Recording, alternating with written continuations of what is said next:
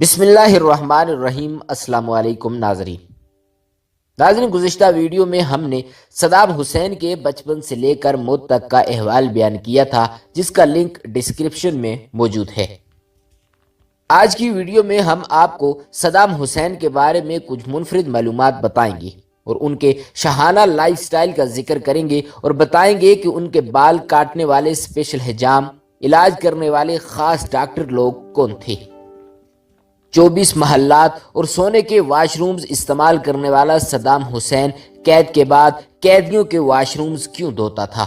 مگر ویڈیو کا باقاعدہ آغاز کرنے سے پہلے اگر آپ ہمارے چینل ڈبل این انفو پر نئے ہیں تو برائے مہربانی ہمارے چینل کو سبسکرائب کریں، جہاں آپ کو دنیا بھر کی تاریخی اور منفرد معلومات پر مبنی ویڈیوز ملتی رہیں گی۔ ناظرین، صدام حسین 16 جولائی 1979 کو عراق کا صدر بنا اور 24 برس تک مسلسل عراق کا حکمران رہا۔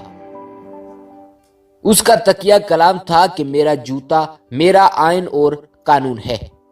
ناظرین، عراق میں تب 6 بڑے عہدے ہوا کرتے تھے: صدر، وزیر اعظم، افواج کا سپریم کمانڈر، وزیر دفاع، چیئرمین انقلابی کمانڈر کونسل اور پارٹی کا سیکرٹری جنرل، اور یہ سارے عہدیدار اس کے گرد طواف کیا کرتے تھے۔ ناظرین، بغداد کے معروف فزیشین اور سرجن ڈاکٹر بشیر نے بہت عرصہ صدام حسین کے ذاتی معالج کی حیثیت سے کام کیا۔ انہوں نے صدام حسین کے بارے میں ایک کتاب لکھی جس میں وہ لکھتے ہیں کہ صدام حسین اپنی مونچھوں کے بارے میں بہت حساس تھے۔ وہ مونچھیں رنگتے تھے اور رنگنے کے لیے 12 ماہرین کی ٹیم بنا رکھی تھی۔ ناظرین، اس کے ساتھ ساتھ صدام حسین اپنی امیج کے بارے میں بھی بہت زیادہ حساس تھے۔ 1991 میں وہ ایک حادثے کا شکار ہوئے، چہرے پر چوٹیں آئیں، جس کے بعد ڈاکٹرز ان کے چہرے پر پٹیاں لگانے لگے تو صدام حسین نے منع کر دیا۔ صدام حسین کا خیال تھا کہ وہ اس حالت میں کمزور اور لاغر نظر آئے گا، وہ اتنے دن ٹیلی ویژن پر بھی نہیں آ سکے گا، اس لیے اس نے اپنے چہرے پر پٹیاں لگانے سے انکار کر دیا۔ ناظرین، سقوط بغداد کے بعد دوران قید جب صدام حسین کی ایک غیر مناسب تصویر منظر عام پر آئی تو اس سلسلے میں صدام حسین کے سرکاری سوانح نگار نے برطانوی اخبار میں ایک مضمون لکھا۔ وہ اس مضمون میں لکھتے ہیں کہ صدام حسین کی خوش لباسی کے چرچے پوری دنیا میں تھے۔ ان کے سوٹ لندن کے مشہور ٹیلر سیتے تھے۔ ان کے پاس 300 قیمتی سوٹ اور 2500 جوتے تھے۔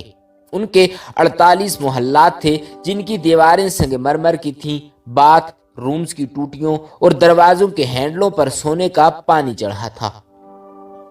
ناظرین، یہی صدام حسین جب گرفتار ہوا تو دوران قید باتھ روم خود دھوتا تھا، کپڑوں کے 2 جوڑے دیے گئے اور پلاسٹک کا ایک سلیپر حاضر خدمت کیا گیا۔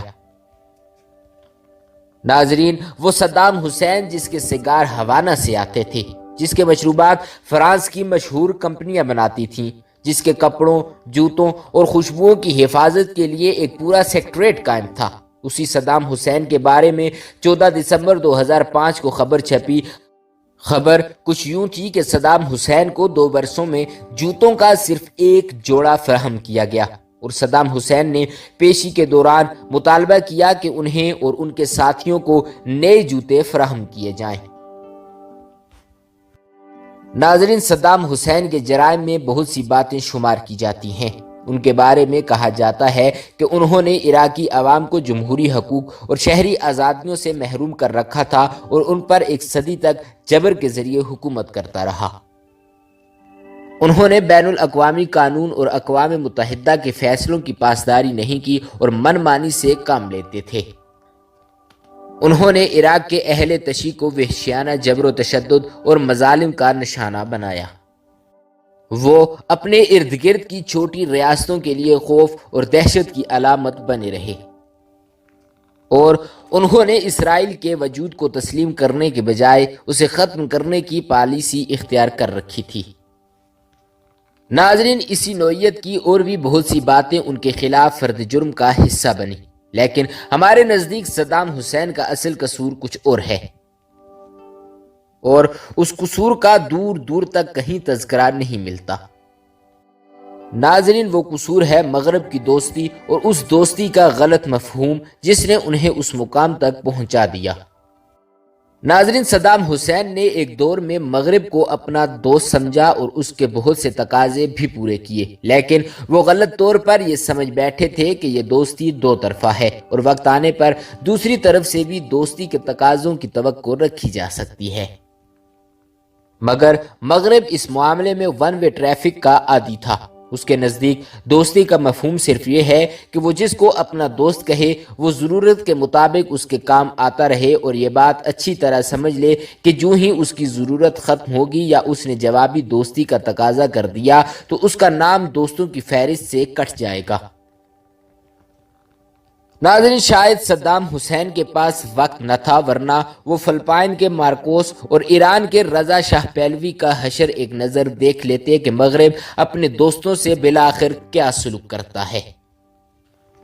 ناظرین، اس امید کے ساتھ آپ سے اجازت چاہتے ہیں کہ آپ کو ہماری آج کی یہ دلچسپ اور معلوماتی ویڈیو ضرور پسند آئی ہوگی۔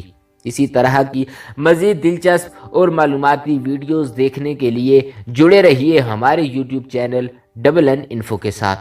ملتے ہیں ہماری اگلی ویڈیو میں۔ خدا رب العزت آپ کا حامی و ناصر ہو۔